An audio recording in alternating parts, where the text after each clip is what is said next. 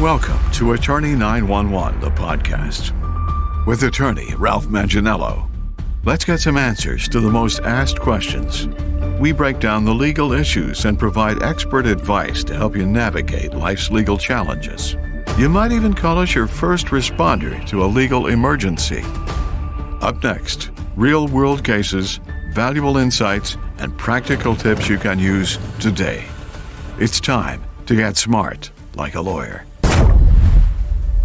Hey, we're here with Eric Berger of Space City Weather. Hey, Eric, how you doing, man?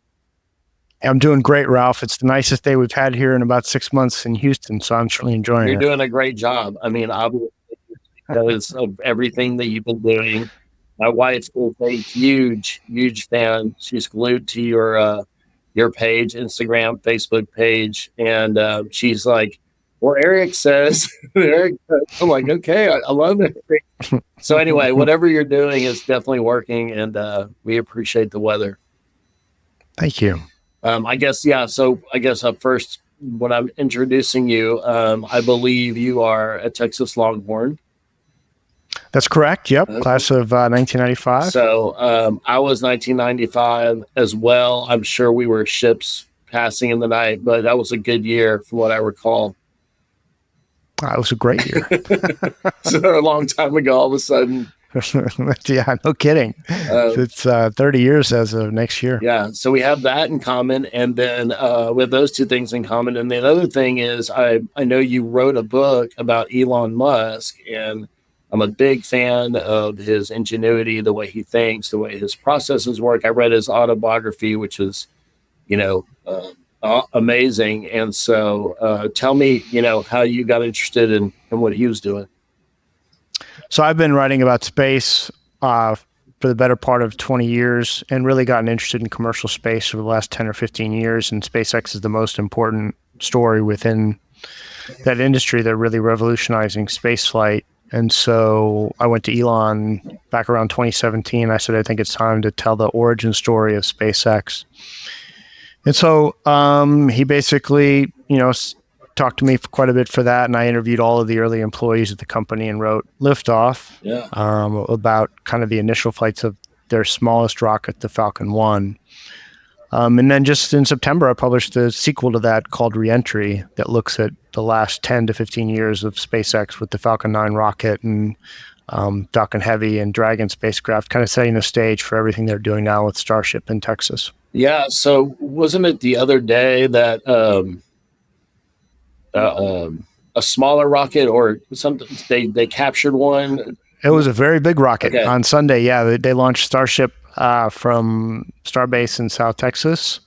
And about 7 minutes later, the first stage came back and essentially hovered over the launch site, and it was grabbed by two large arms. First time anything like that has ever happened. Yeah. And the rocket then was set down on its launch mount. And in the future, those kinds of operations are going to enable them to take rockets and probably fly them multiple times a day, because you basically will get it back from space, give it a once over and refuel it and fly it again. Yeah, and that's what I was going to ask you to explain. I mean, to people that haven't read, his books or your book, or listen to what, he's actually doing. It's being able to reuse the rockets, right? That's the most groundbreaking thing, and being able to travel, bring them back, use them, and they're not destroyed in the process. No, that's exactly right. And that's what they've demonstrated with the Falcon 9 booster, which they've now landed more than 300 times. And, they're almost always successful now with that. And it's enabled them to launch so much more. They're going to launch about 95% of all the mass into orbit that's launched this year. And so that includes all the other companies in the United States and NASA. It includes China, Russia. And so that's just what they were able to unlock with the reusability in the Falcon 9. And so Starship is, a much, much bigger rocket. And so that's just going to continue their acceleration in terms of spaceflight. Yeah, that's amazing. So have you signed on to be the official Space City Weather for SpaceX? No, they actually have. They have a couple of meteorologists. I know them. They help them with their launch site weather. So no, Damn it. independent of that for now. Well, if you need an agent, then we'll talk after the show, and I'll see what I can do. Start, poking some holes and getting you in there. Okay. So we've had a pretty wild weather year, obviously, so far this year. In the past just couple months, how do you deal with your job on a regular basis? Just being here in Houston, it seems like a constant. How many hours a day are you spending analyzing and looking at what's coming? It depends entirely on the situation. On a day like today, when it's sunny and it's pretty clear that we're going to have no weather issues for the foreseeable future, it's not very long. And especially when the Atlantic tropics are pretty quiet. So it's like an hour, maybe. Yeah. But back during July, when we were faced by Hurricane Beryl or when there's other threats, it's like it can be 12 to 16 to even 20 hours a day. Wow. But yeah, it just really depends on what's going on and how dynamic the weather is. Like I said, if it's pretty quiet, there's no reason to waste a whole lot of time forecasting when high pressure is in place. So I would think a lot of your followers and our viewers are going to want to know, can we expect or should we expect another hurricane this year, this calendar year? No, definitely not. Back in September, on September 24th, we effectively said the Texas hurricane season was over. That's just because historically after that date, hurricane strikes on the Texas coast are very rare. And now, of course, we're 3 weeks later than that. And so, the odds of a hurricane striking Texas at this point are probably, I would say, about 1 in 1,000, right? Roughly speaking. Okay. I'd say we're good. It feels like fall today. It'll feel a little bit more like summer later next week, but we're definitely in a much more fall-like pattern when the jet stream comes further south and it just pushes storms away. If you looked at Milton about 10 days ago, it was in the southwestern Gulf of Mexico. That's about where Beryl was in July before it came up to Texas. But by the time Milton formed, we were in October, and it's got steered toward Florida, and that's essentially the steering flow that's typically in place at that time of year that tends to push storms away from Texas. And so that's typically the end of September when that comes down and just starts continually getting lower and lower.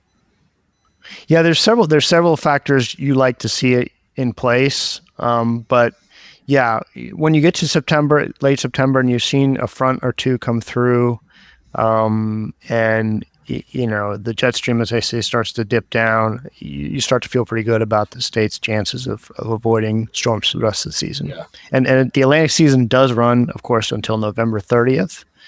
But a hurricane has never struck Texas after mid-October. Oh gosh, I hope I didn't I didn't jinx anything. I hope. Ralph, you're not the one that's going to get blamed. Trust me, if a hurricane ever hits Texas in October, I'm going to hear it from a lot of different people. That's right. I think we're safe, though. If you say we're safe, I think everyone that follows you and everyone knows you is like, okay, we're safe. They trust you more than anybody, so I do too. Yeah, so I think we're good. Safe. Yeah, exactly.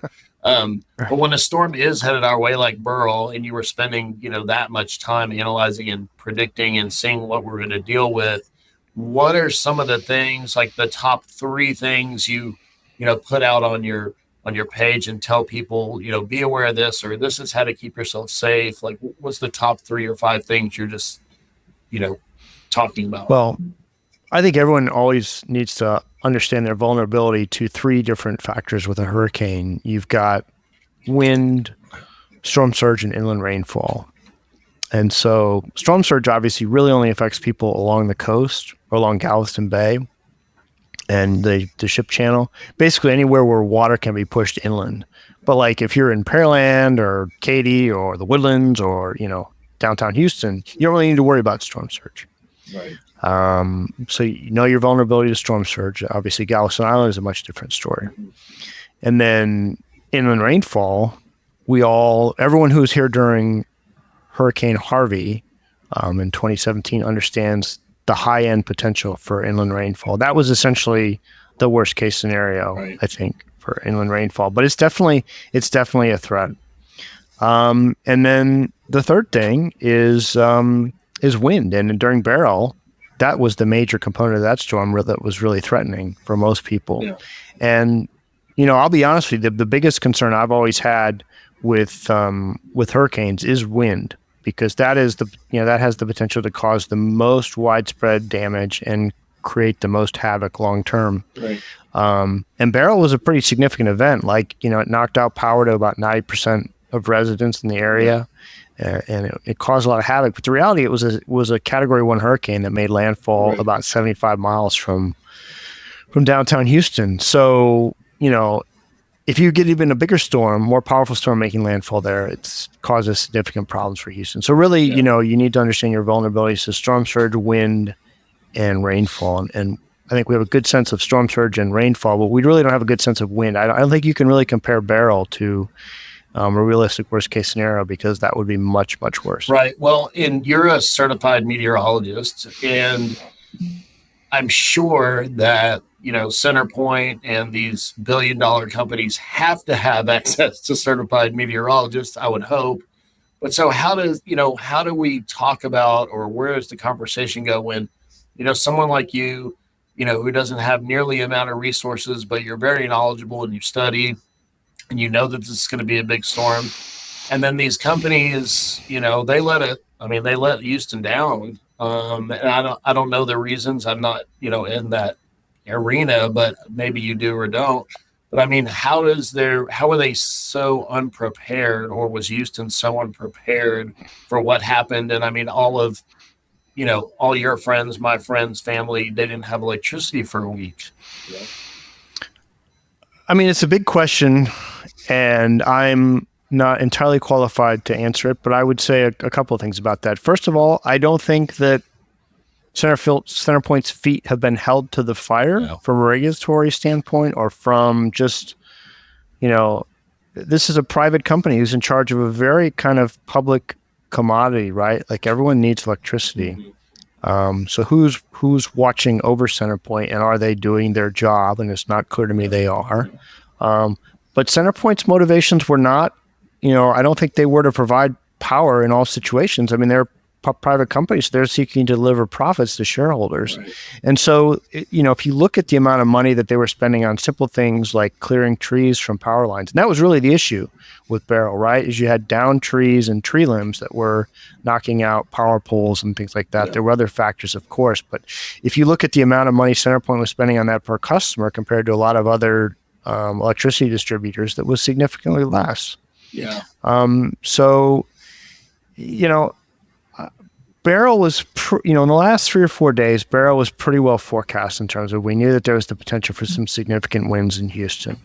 But I'll be honest, even like 24 hours before landfall, I'm looking at a Category 1 hurricane that is going to weaken to a tropical storm before it blows through Houston, right, and thinking, this is not going to knock out power like, say, Hurricane Ike did back in 2008. Right. And the reality is that it did. And if a similar storm were to hit Florida, I can guarantee you that their power outages would be significantly less widespread and of a lesser duration.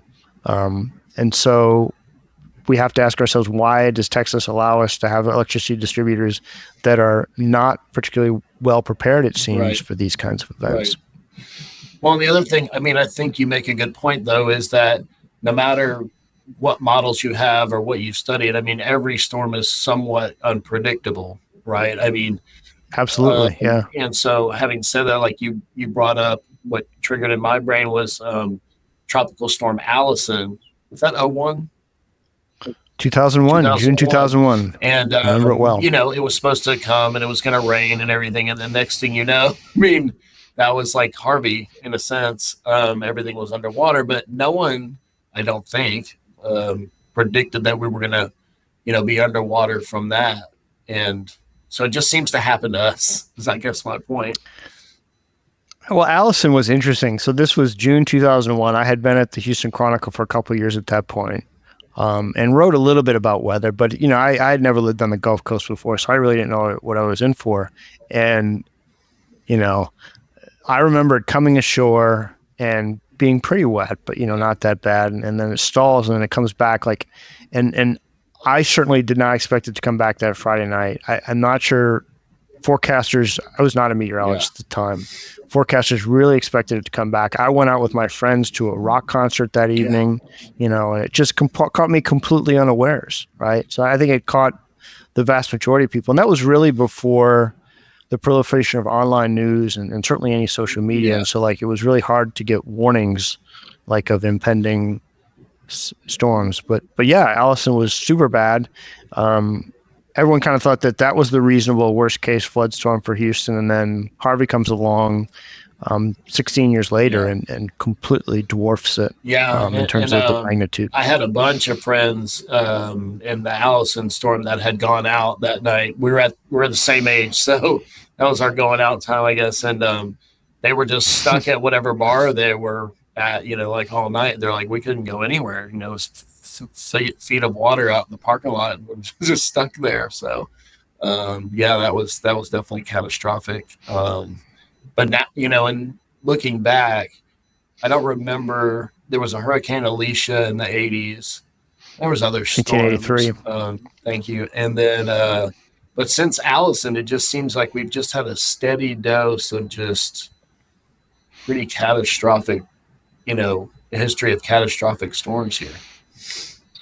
Yeah, the major weather events looking back for me is you start with Allison, and then you had the hurricanes Katrina, right, which spurred there's hundreds of thousands of evacuees from New Orleans to come here. And then 3 weeks later, Hurricane Rita threatens Houston. We have that major evacuation, which kills a bunch of people in traffic. And then 3 years later after that, you have Hurricane Ike, which was a major storm surge. And then a couple years after that, in 2011, we had just this terribly hot summer and this just awful drought. Oh my gosh! Yeah. That was super bad. And I remember that because every day in August but one, the high temperature hit 100 degrees or higher. Yeah. And then, in 2015, 2016, we had the Memorial Day floods, the Tax Day floods, and some pretty serious flooding like that. And then roll right into Hurricane Harvey in 2017. Imelda a year later, kind of a really significant flooding event for areas just east of Houston over to Beaumont. And then the Valentine's freeze, 2021, and now Beryl. So yeah, and of course the derecho earlier this year. That was crazy. That was crazy. So tell me, how much did you know about derechos before compared to how much you know about derechos now?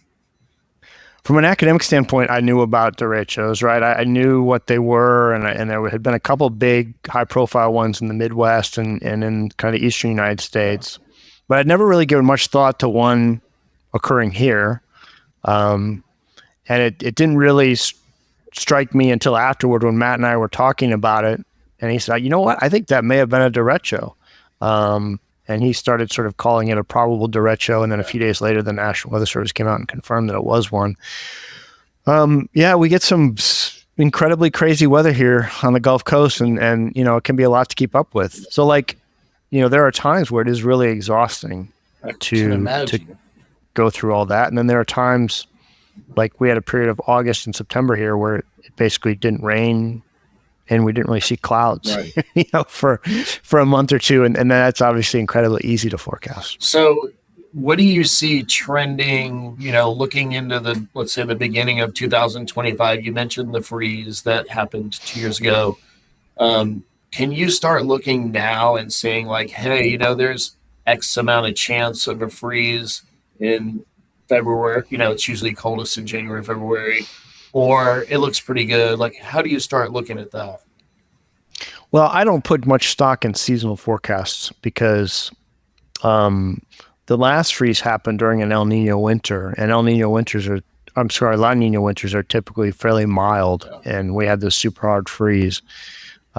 So the overall forecast for this winter is mild temperatures and unfortunately drier conditions in terms of rainfall. And that does have me concerned because we have not had significant rainfall in August, September, or now October in the area. And we have started to re-enter a drought, and you'd like to see some rain to help ameliorate that. But again, the forecast for this winter looks fairly dry. So that's kind of my big concern heading into winter is the potential for drought at this point. The odds of us seeing another hard freeze like we saw in 2021, 2022, and again, even like last winter, I know it killed some of my wife's plants and she wasn't happy about that. I was about to say, so I was really happy for a minute there because you were just, all I heard was golf weather. Like that's all was the input. And then I started thinking about my wife's gardening and stuff. And she's like, we need more rain. So, and then you start, I tampered down my excitement, but yeah, I didn't even realize that. You're right. We just haven't had that much rain. And I could see how that, obviously that causes problems here. We have too much rain or we don't have enough. Yeah, but the reality is for us now from kind of October, November, December, January, February, the potential, these are our non-stormy periods. So I'm not too concerned about, it certainly could happen and I'm not trying to tempt fate, but typically we don't have our very strong thunderstorms and damaging weather during this time of year. The concern is, I'd say my concern this year is the potential for drought and, maybe we'll see another hard freeze, although that doesn't seem, it's possible. It doesn't seem likely to me. So just to recap, I guess you're saying like short-term future outlook looks dry, but nothing too concerning on the horizon for the beginning of 2025. No, this is typically our period of milder weather. Yeah. So let's hope that plays out. All right. Now, one last, big question, I guess, is what, and this is to someone who's ignorant about your field, but what global phenomenon or what globally really affects Houston weather? Like, where does it all come from? Where we're like, where the hell did that come from? And it's here. Now, I know the hurricanes come from, the African coast and come this way, but what about from the other side? So really the big issue, Ralph, is that you've got the very warm Gulf of Mexico, right? And Houston obviously is right on the edge of the Gulf. And you get these storms and air masses coming down out of the plains. And you kind of get a clash, right, between that warm, humid air and the drier air masses. And that creates the potential for storminess. And that's one of the reasons why we get a lot of rain here and along much of the Gulf Coast. So, so what you watch for are storm systems basically coming off the Rocky Mountains into the plains, because then those often come down toward Texas and the Gulf Coast. And so we see some of our major storms in the fall, winter, but especially the spring developing from those kinds of systems. And they can get they can draw a lot of energy from the Gulf of Mexico's warmth and humidity. So that's one thing to watch. And the other thing too is like the major patterns of La Nina and El Nino. We've kind of been in a neutral state for a while this year, but it looks like we're going to transition to a La Nina winter, which typically means drier and more mild conditions. All right. And so this is going to be good planting weather for our gardening friends for the next 3-6 months, maybe? I don't know that you typically plant during the fall or winter in Houston. I'm not a gardening expert, but root vegetables is what I hear. Yeah. Well, it should be pretty mild, although you're going to have to water. As for next spring, I don't have any confidence in trying to predict the weather. You're the smart man, Eric Berger. Eric Berger of Space City Weather. Hey, man, thank you very, very much. I know you're busy, and I really, really appreciate you making the time for us. Everyone follow Eric Berger at Space City Weather. He's the best in town by far, and we really appreciate it, man. Hey, Ralph, I enjoyed it. Thanks very much. Thanks a lot. I appreciate it. You just learned something new. Attorney 911, the podcast, with attorney Ralph Manginello. We hope you found today's conversation insightful and helpful. Don't forget to subscribe to the show so you'll never miss an episode, and share it with family and friends who might benefit from the things we talk about. A new podcast launches every week. That means you get more legal tips, real-life cases, and expert advice. This is Attorney 911, the podcast.